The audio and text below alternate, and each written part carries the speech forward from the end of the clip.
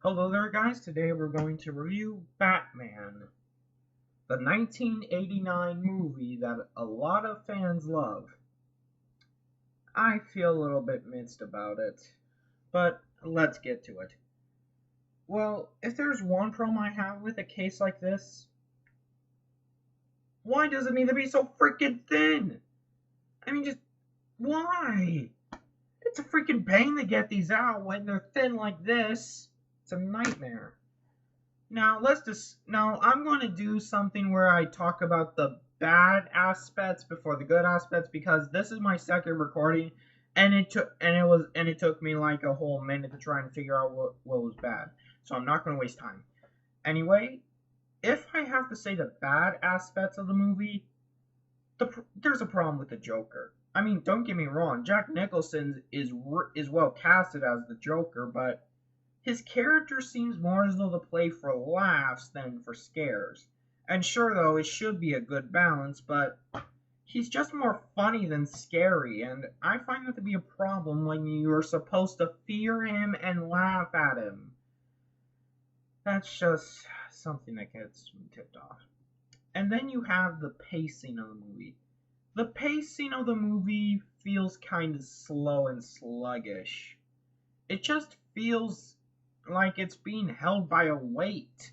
It just moves so slowly to me. There's also some scenes that seem almost kind of pointless to me, and the plot itself is kind of hard to follow. I find it kind of difficult to find out what I'm supposed to follow with the movie. And then you have the biggest problem with the movie. The hugest, biggest problem. The movie is called Batman, but it revolves more as though around Vicky Vale. Why? It's called Batman the movie, not Vicky Vale the movie. I mean, why focus on her and not on Batman? Batman is the main character. And it seems though that the movie more as though focuses around Vicky Vale than Batman. That's really annoying for me. I mean, it's why focus on a character that's not even in the title of your movie? It's just it does tick me off. It's really annoying. So I think that's all the bad aspects. Now let's talk about the good aspects because even though the bad's pretty high, the good is more as though enough to keep it balanced to be an okay movie for me. The cast is great. The three main characters, Michael Keaton, Jack Nicholson, Kim Basinger, were greatly casted. Michael Keaton is a kick-ass Batman. Jack Nicholson is a good Joker, even though he plays more for laughs than scares. And then you also have Kim Basinger as Vicky Vale. She is also well casted. All these three were well casted for the part. And yes, I do know that when the movie came out, a lot of Batman fans were rioting in the streets like, "We don't want this. We don't want a stand-up comedian to play the Dark Knight." Then the movie came out and everyone said, "Wow, I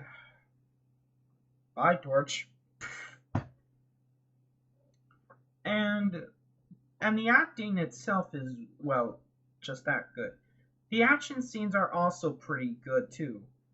I mean, they're well shot. You can see everything, unlike Batman Begins, which had pretty crappy action. And it just and it just looks cool. I mean, the scene when this guy gets double swords and then attacks Batman, but Batman's like, that's really cool. And I'm glad that they made a tribute to that in Arkham City. By the way, if you haven't bought Arkham City, get off your ass and buy it. Actually, you should buy Arkham Asylum first because it's a story. But hey, both games are great. But personally, Arkham City's better. And what else can I say? The effects. The effects are good. I mean, some of them still look good by today's standards, but others look kind of lame. Like when the Joker falls, he looks like a he looks just like paper. And then you also have The effect when Joker zaps this guy to death. I mean, that effect looks kind of aged and old. But hey, that's a nitpick. I mean, if the effects are dated, the movie came out like 30 years ago. So yeah, the effects aren't on par with other effects today, which is mostly shitty CGI. Actually, it's not usually shitty, it's just that Hollywood uses it too damn often! Hollywood, please, please stop using all this freaking CGI! I know it's easy, but we won't be interested to see the movie unless it looks real.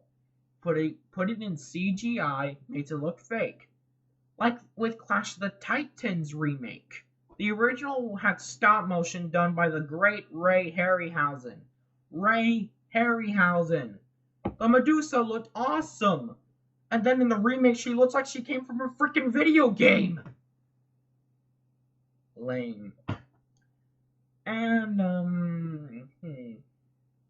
and the characters. The characters themselves are likable. Vicky Vale is a likable character, so she isn't completely annoying to be around.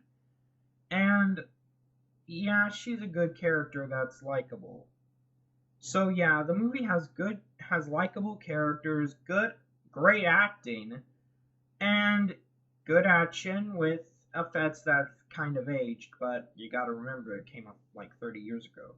Even though the story was kind of hard to understand, it kind of was slow paced. The Joker played more for laughs than scares, and then it focuses more on Vicky Vale than Batman. But that's why I think the movie is okay. I personally think that the sequel, Batman Returns, is better, but we'll get to that one soon. Until then, remember this: beware the night and be